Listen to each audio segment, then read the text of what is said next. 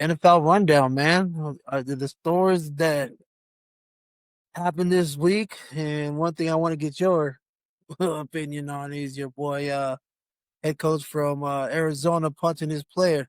He was fined 100,000 for punching the shit out of old dude from dropping the ball early. I got a question. What would you do in that situation? And two-part question. And how would you handle it? And as a teammate, how would you feel if that was like Am I asking it from the player's perspective or a coach perspective? both?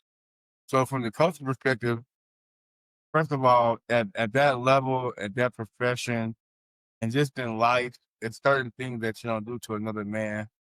And especially when you're on national television and you're his coach on the NFL level and everybody's watching. And that's one, when you don't come, you can yell because you're a coach, that's part of it, but don't call out my name and don't touch me physically. Don't check my man card on national television physically like that by putting your hands on me. Yeah. And that place to manage our business.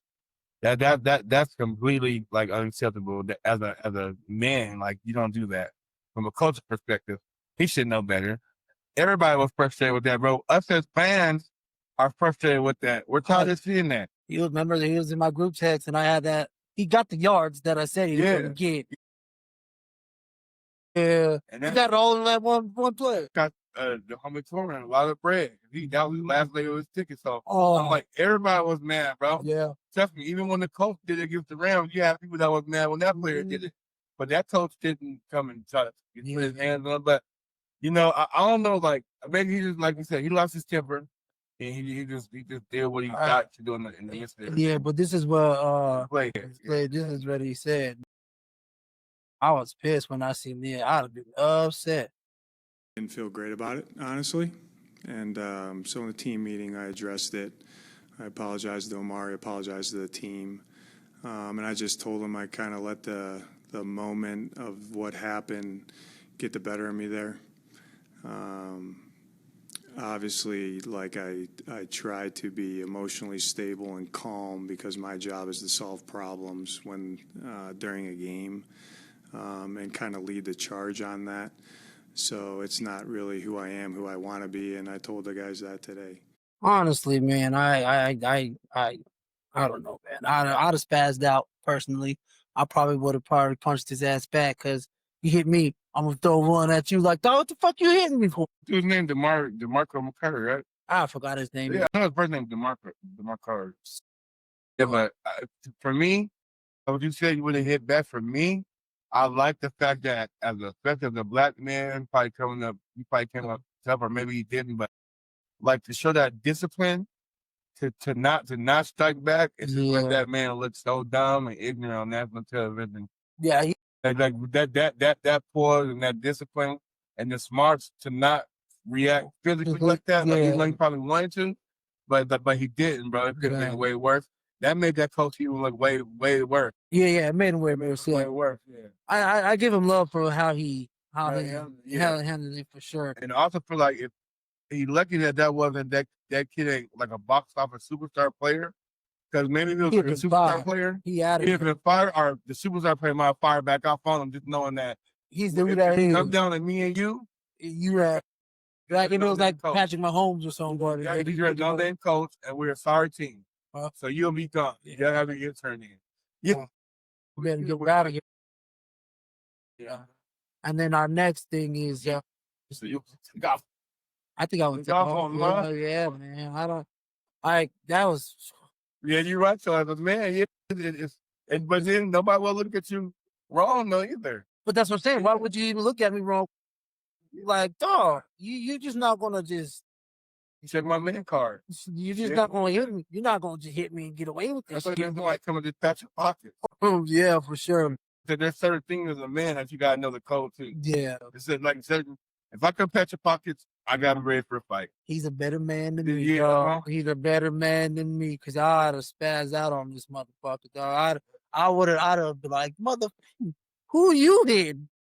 He definitely handles composure, bro. Yeah, dude. I respect it. I respect that. I respect it for sure. I just didn't understand. But then next thing I want to dive into is your boy, My man Joe Flacco traded to the Cincinnati Bengals for a 5th-round pick.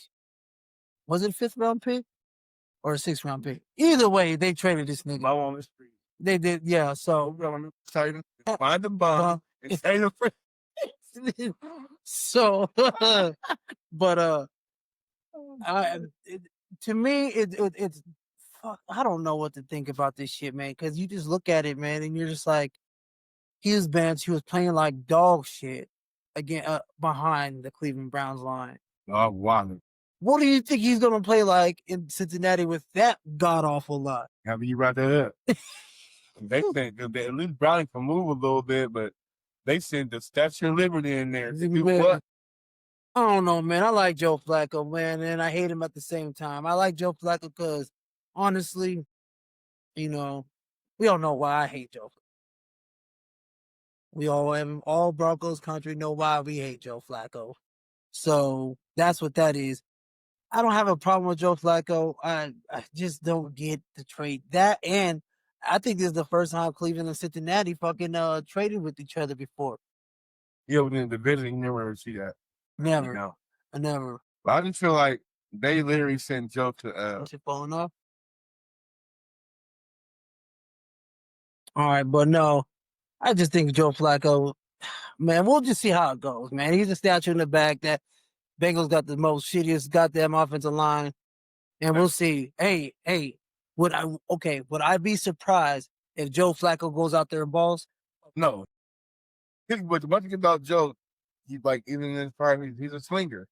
He's gonna get him a better chance, and he's a little smarter than. I don't think he'll throw me interceptions with Browning, because Browning's to the point where like your team stops them, they punt, you go use the bathroom, that team got the ball back. The craziest I ever saw, bro, I'm like, oh my god! Like my phone just kept the ball would go from the Lions, they'll punt their score, and then they come out and they'll go right back to the Lions. What the fuck happened? But I just feel like too, they signed them up for 13 gates of hell too, because that line, they're like like 332 or something like that, maybe 4. I don't know. They're missing a lot. I know they're missing the 3 interior guys. So, man, good luck, Joe Flacco. But what do you think that is? What does that mean for? I know Shador's QB2 now. What do you think about what's his name, Dylan Gates? How did you think he looked? They just let him manage the game. They let Quinion Johnson. Junkins. Junkins, they let him carry a lot of the load. And they just let Gabriel do simple shit, get the ball in Joe too. Get the ball here and there. Well, plus they're playing that eventually Vikings defense too. But I look decent. He didn't throw the ball over 10 yards. No, boy, and the Vikings were sitting on them routes, dog. Like, I'm shocked they didn't throw an interception because they were sitting so bad.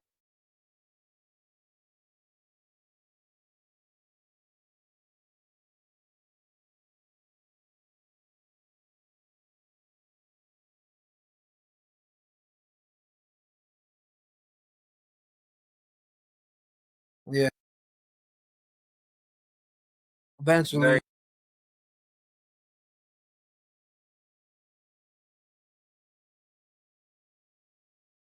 Or he'll make himself a good dime and get traded and go somewhere that's going to play. Yeah. That's what I feel. Honestly, Raiders should have picked him. Yeah. Bro, the Raiders, the Saints. Saints, the Raiders. Just saying. Exactly.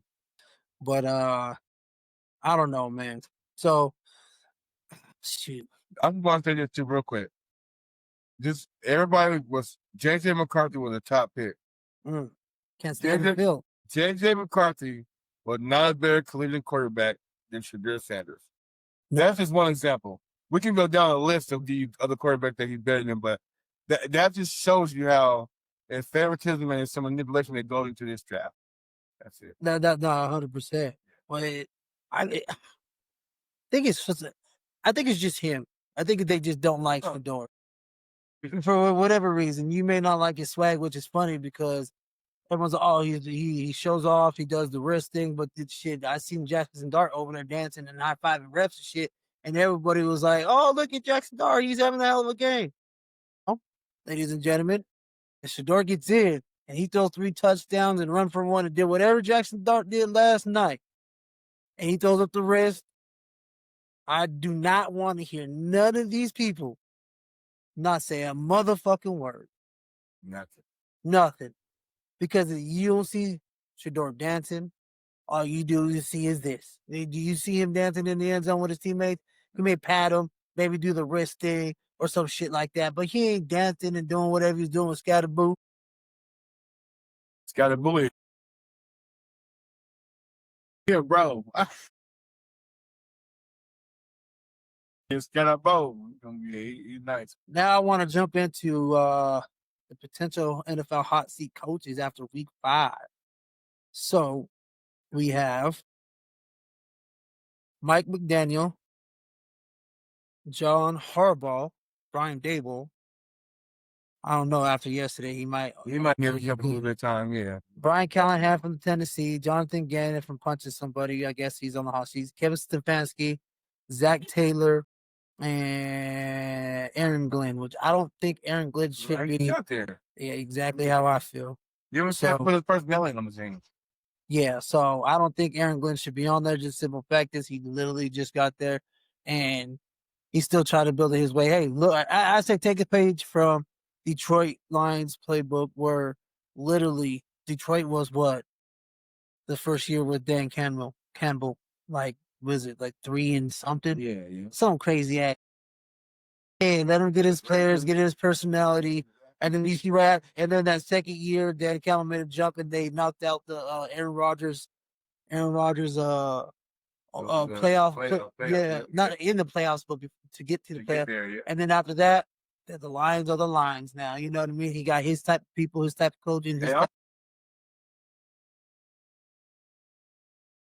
So yeah, that's what I'm saying. So those are the hot seat coaches right now. I don't think, but you know what? Who do you think? Mike McDaniel got the most hot seat right now. I think so too. And you know what? It's just that Miami team. I feel like their peak was that year. The offense was real good when they put a 70 on that. Yeah. When they beat Buffalo and shit. Like yeah, the offense was really good. But that was the peak for it. Now Tua's not gonna get any better. He might not get no worse, but I think he'll get worse before he gets better. You got Tyreek out for the year. That's it. You give a 2017 lead against Carolina. A lot of that got to do with coaching too. Yeah. He seems the hottest. Stefanski's to me, it ain't as hot because they had a plan. They brought in Deshaun Watson with Stefanski Tulich. That was supposed to work. I think honestly, I think with that whole situation, no, it didn't work because I feel like the offense that he was running, he wanted Deshaun to adapt to his offense. He didn't adapt it to what Deshaun can do because Bill O'Brien adapted it to Deshaun and see how Deshaun was. That's why he was a top 5 quarterback before he started touching. But that's what we was talking about too a while ago. But I just never seen that type of drop off when it wasn't had to do with an injury. It didn't do like from when he was in Houston. So nothing happened between him going from Houston to Cleveland, bro. There's no injury, nothing. So like for him, that I get what you're saying, the system thing, but he was a veteran that he shouldn't have looked as bad as he did. Though that's what was crazy for that. Yeah, it was a wild stuff going on with it, brother. He had 27 charges touching. Yeah, but normally them dudes block out the off-field stuff and just they become better on the field. And they got that going on. But like Kobe and you got Mr. Harvison. What he always gone through before. Yeah, you know.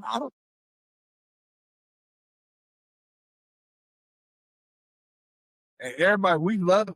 He was like as an American role. That was one of my heroes. Like his brother doing at the highest level, and he was up there. Like he was in the top 10 conversation. A real one though. Yeah, not the Patrick Mahomes. No, for sure. Yeah, the real one. Yeah, look at exactly. Like Lamar love, it's a different. Lamar a little bit. Yeah, it's a little bit different. We real one right now. Yeah, like that's a rock. Yeah. Like what's his name?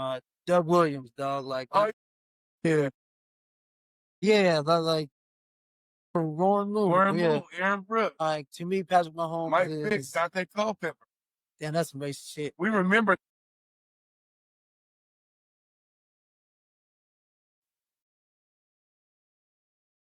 But the Just saying. But yeah, Mike McDaniel is on the hot seat, unfortunately. You know, Denver native. You know what I mean? But I honestly think he's a good coach. I just think how they built it. Well, I'm gonna say this, not how they built it, because he took that Shanahan running scheme and all that good stuff. But I feel like his downfall is Tua.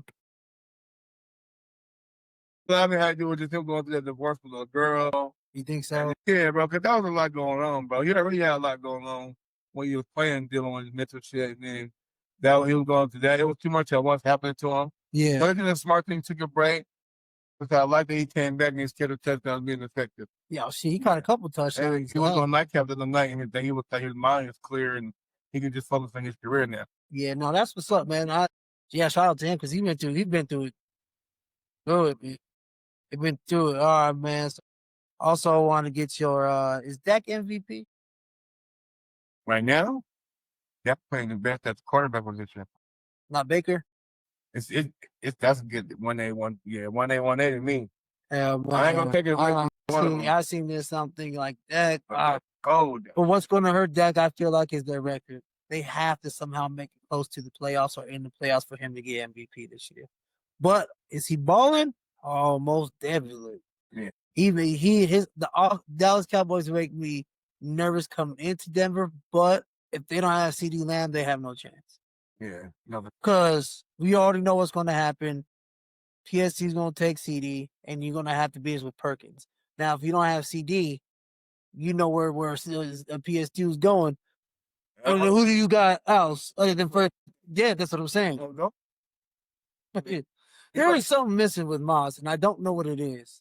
George is back. Don't put that. Yeah, but something missing with Moss. I don't know. If the Cowboys, so I'll put it like this.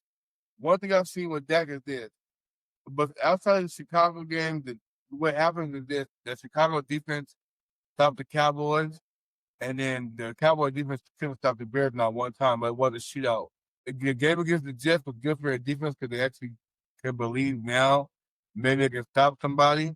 Because one thing about the Cowboys, I don't care what game it's gonna be, they're gonna put up points. Unless they win a defense like we said, like the Broncos, where I feel like we'll have something for that. But outside of that, if it's a point for point match, Dallas will win that. Yeah. If who got the ball last, win that game because what Dak's doing with the ball. But yeah, that defense has got to get them just become like 20th in the league. Like, just be decent, bro. Yeah, the defense. Just be able to make them keep that down top. But they gotten better since the first 2 weeks. At least last week, everybody wasn't, because that Bears game, I'm like, what the hell? I text the group, everybody's wide open. Yeah. I've never seen every play, and the quarterbacks read, they make 1, 2, 3. Yep. Wide open players, bro. And that Caleb Williams looked good, boy. Tucker game, though. It was 40-40, but on the defense, no, I feel you. I just say Dak Baker, I don't know, man. I feel like Baker right now. He's on fire. Yeah, it just seems like he just wins. And he's putting up numbers. You should win. Yeah, but he's putting up numbers. That Seattle Tampa Bay game, probably one of the best games I've seen in a long time. And it's funny, he's been forced to put up number 2 because Tampa checking down there and figure it out too. Y'all was running through them like y'all was giving them that one. They get it before that. Tampa won, but it was kind of like the same story. They got picked up. Well, no, things slowly go down in the second half. Yeah, the first half. That first half, they didn't slow. No, for real. They are. I'll feel you on that. But no, now switching. I want you to get your story about your take about this, man. And I was looking at it, and it's fucked up to see is your boy Kyron Lacey. I know this has nothing to do with football. Well, NFL football, but Kyron Lacey, the dude from LSU that took his own life because now all the charges facing it. When he comes out, he wasn't even by the accident. He just pulled up on him. Look, don't worry about filling any of this top information, like your name, address. Don't worry about any of that. Just right here, if you could, I'll just have you write exactly what you saw. Just make sure to include, where you were. I don't even know what the name of that highway. It's Highway 20. Highway 20. you know, that you just. All right, me and my wife gonna figure out right quick. Okay, just make sure you add in there that you had to slam on your brakes and the brakes, like, you know, you had to slam on the brakes to avoid that charger and the brakes locked up to avoid that charger. That's. I ain't skid mark or nothing. I wasn't even going for it. That lady in the back of me, she didn't saw what happened. That's how she called that wreck. She was running in the back of me. She pulled on the other side, and that's not in it. So, but the charger was coming right at you, correct? Right. And that's why you had to slam on your brake, the head on with you. So yeah, just make sure you include that, and that's very important because we're trying to locate this charger right now. So just include that in the statement, and I'll read it over, and then I'll be out of here. In that video, Dog. What do you know? That's the fucked up part. And I looked at it, I'm like, damn, this poor dude, without this whole world was crashing down just for somebody to falsify everything. And I even seen a video of a dude who's like, yeah, the guy in the green Charger, he just, and this is why it happened. And then all the cameras, what is it they call it, CCTV showed that the crash happened, and then he pulled up, instead of waiting there, he just pulls around. Yep. Like, innocent, dog. 100% innocent, and then he took his own life for that shit. If he didn't want to maybe live with the guilt of not making it to where he should have made it to, but something happened that shouldn't have happened to him. He would have been a high receiver. He would have been in the top 5. Yeah. Easy. But that was Malik Neighbors' other receiver. Oh, yep. So it's that's why, like, honestly, bro, that's why I be trying to reach out to people, let people know, like, it's a guy, you know, coming in the house, let's talk about whatever. Keep everybody's mental sharpen everybody's mind. Make sure everybody going through nothing that they think about doing something like that, because you just never know. You never know what can happen.